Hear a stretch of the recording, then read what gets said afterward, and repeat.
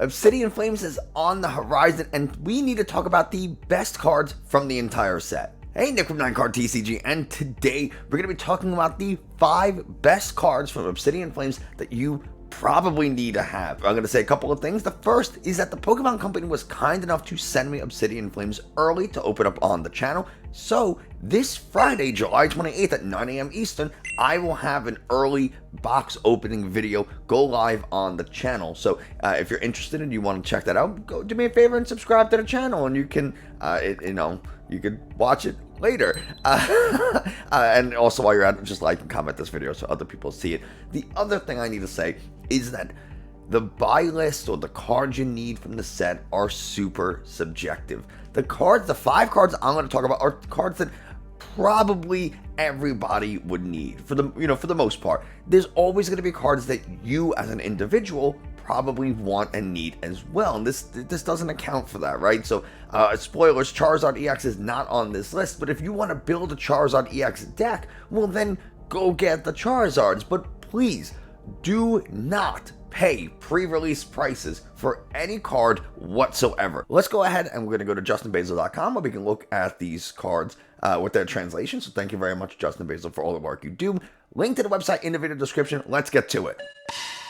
So like I said, justinbasil.com, if there's a particular card you want, you can go ahead and you can look at, this is just some of the proxies that they made. But, if you really, like I said, want to build that Charizard EX deck, go get it. Get 3 of them, get 4 of them, whatever you think you need. We're going to start with Gita, which says, until the end of your turn that you play this card, none of your Pokemon can attack. However, when you do play this card, search your deck for 2 basic energy cards and attach them to one of your Pokemon.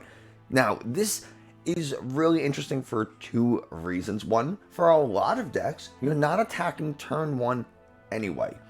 You're playing an evolution deck, you're probably not going to attack. So if you're playing this in Gardevoir, for example, Gardevoir decks just don't attack turn 1. What they do is they use Roar the Sword. Especially if they're going second, yeah, you Roar the Sword, whatever. That might not always be the optimal choice, but you get what I'm saying. Gardevoir isn't attacking turn 1. Chien-Pao probably isn't attacking turn 1 because you have to evolve to your Excalibur. Charizard EX isn't going to attack turn 1. Tyranitar's not.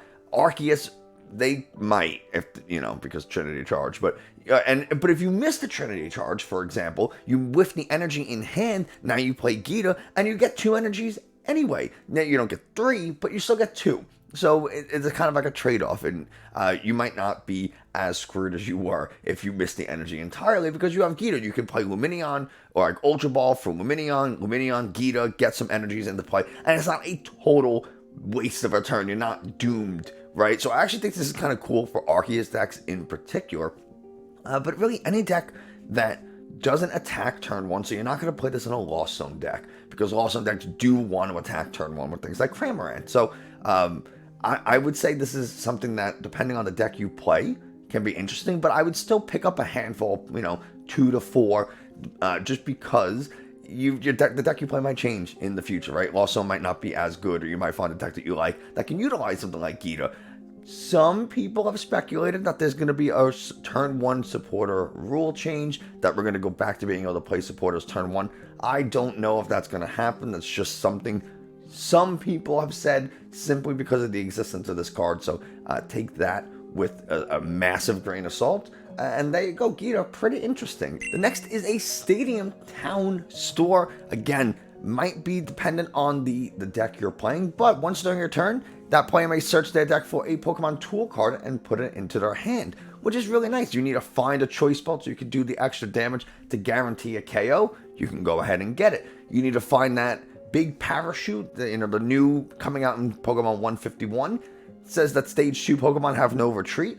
You need to find 4 Seal Stones, so you can go ahead and search your deck for literally any card you want. You get that combo piece you need. You can go ahead and do it with Town Store. Again, it's something that you could get 2 to 4 of and probably be okay with, and then as you need, you get more. But if you have a lot of decks that play, 4 Seal Stone, or the issue with it, really, before I even talk about how this could be useful, you need a space for a stadium. B, this has to be a useful stadium to you, and C, there can't be a better stadium. So this might be something you throw in as a one-of in Rapid Strike, Urshifu, and Talion, so that you can find your Forest Seal Stone, attach it to your Inteleon or Urshifu, and find the thing you need. That's very possible, but you still need to make sure that you have space for Tower of Waters, because you need that retreat, so you can Gale Thrust, or you can get your Inteleon out of the active and come in and hit with Urshifu.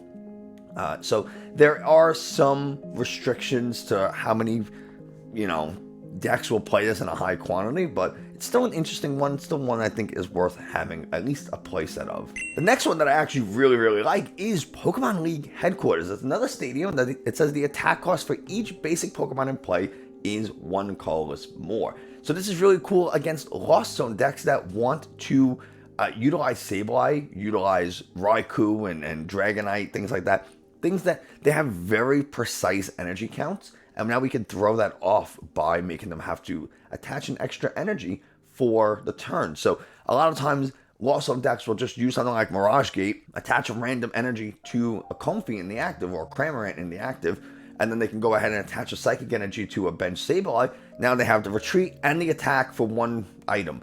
But now they still need a second energy to attach to the Sableye, or a stadium to bump the, or something to pump the Pokemon League Headquarters, so they can actually attack with just the Psychic Energy. It's probably going to be likely that the the Lost Zone decks just start playing either higher Beach Court counts, or more likely higher Lost Vacuum counts, because then they can just get rid of it and it's no big deal, and it actually contributes to putting cards into the Lost Zone for them. So it might not be the best answer in the world, but it's something you can do to try and make it a little bit harder for Lost Zone decks, especially if you have trouble. If your deck takes a bad matchup to Lost Zone decks, if your deck takes up, Raikou, like Miraidon's kind of a pain for you. Ting-Lu can be kind of a pain for things like Chien-Pao. You slap this down, now the Ting-Lu needs 4 energies to attack. That kind of stinks. It doesn't stop the ability lock, but they can't attack. You have the time. You can do what you need. Anyway, it's a really interesting card. Again, you're the same as Town Store. You're kind of limited by having the space necessary for it, the need for it, and then also no better stadium that would serve you really well. So do I think it's going to see a massive amount of play? Probably not. Again, this is something you might see a 1 or 2 of, but still worth. I still think worth getting a playset of. Next, we have our first Pokemon of the must-haves, and that is Toedscruel EX. This is a really good card with a really good ability. Protective Filament, prevent all effects of attacks from your opponent's Pokemon done to any of your Pokemon that have energy attached. We can get energy very, very easily. Gita, Arceus, Baxcalibur, Mirage Gate, like there's just a ton of ways to get energy into play. If you're using grass specifically, then we have Gardenias and we have Fortress EX. Like there's a lot of energy acceleration between things like Melanie for water types, which doesn't really see a ton of play right now, but there's a lot of ways. Lugia can easily get a ton of energies into play very easily. Rather, should I say, Archeops can get a lot of energies into play very easily. A lot of the Gardevoir, I can go on and on about the decks that can get energy into play pretty easily. So Toedscruel can be put into really any deck, especially again if you have trouble with those Lost Zone decks that now Toedscruel turns off Sableye's Lost Mine attack. It doesn't turn it off, they can still use it, but they won't be able to put damage counters on any of your Pokemon that have energy onto it.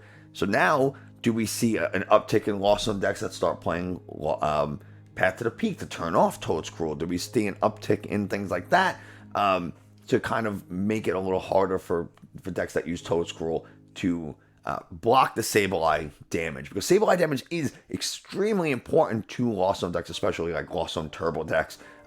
So the ability is really solid. The thing is, it's a stage 1.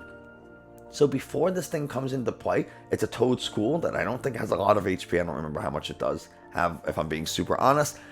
But if your opponent is able to take advantage of the fact that it has to evolve from Toedscruel, well, that makes it all challenging. They boss up the Toedscruel and KO it. They, they do something. They Radiant Greninja, Moonlight Shuriken. They go ahead and use Sableye and knock it out. They, whatever it is they're going to do, right? So it can be useful, but you do have to evolve. It only gives up 2 prizes, unlike Espeon VMAX that gives up 3, but it has less health. There's a whole thing, whole trade-off about it. Espeon VMAX does not see a lot of play right now, and again, I don't know if that's just because deck lists are too tight. They can't find the space for a 1-1 Espeon V and VMAX. That might be one of the issues that Toadscruel sees as well. It might be that the 3 prize VMAX isn't worth the ability. It might be that putting down the 2 prize Pokemon V is more dangerous than putting out a single prize Toadscruel. Bossing up a 2 prize Pokemon V and KOing it is very, very easy and worth doing. It might not be worth doing for a little Toadscruel, 60 HP or whatever it is, 80 HP. It's very easy to deal with, but you only get the 1 prize. It really just depends on how important your strategy is. Do we need Toadscruel EX? I would have at least a 1-1 line, if me personally. Maybe even a 2-2, depending on how many decks you have built, the nature of those decks, things like that. It has a pretty good attack, Colony Rush for 2 grass. It does 80 plus 40 more damage for each of your bench Pokemon with grass energy attached to it. So you could do, you can have 5 bench Pokemon. Each of them can have a grass energy. Again, we talked about a bunch of ways to get energies into play very easily. So 40 times 5 is 200. We hit for 280 damage for 2 energies. Is pretty good. That's not really 2 energies. It's technically minimum 7 energies, because remember, each of your bench Pokemon has to have a grass energy attached. So, but the Toadscruel itself only needs 2, which is kind of cool, so you can spread out those energies.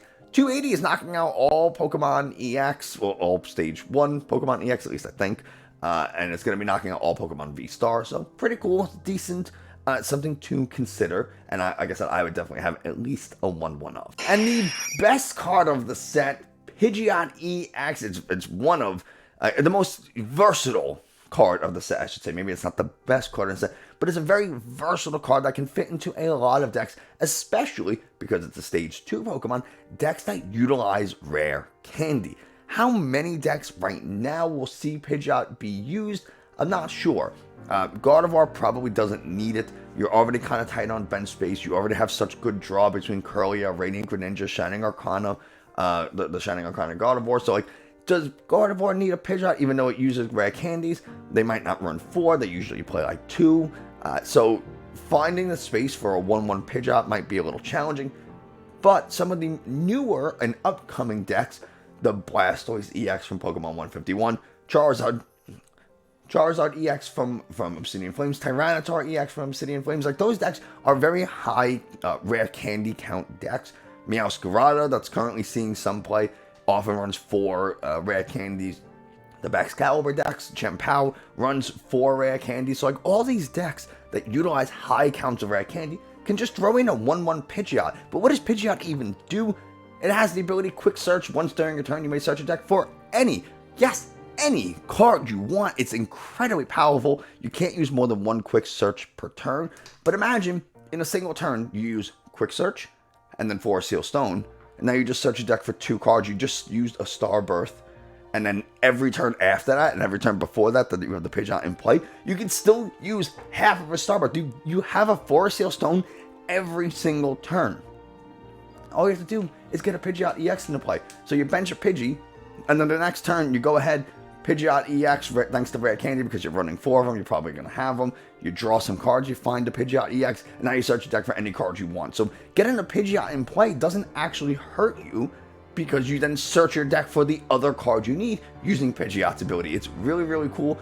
I absolutely love this. It has an okay attack for 2 energies. It does 120, discard at Stadium, so you can get rid of Path of the Peaks, you can get rid of Temple of Sinnohs.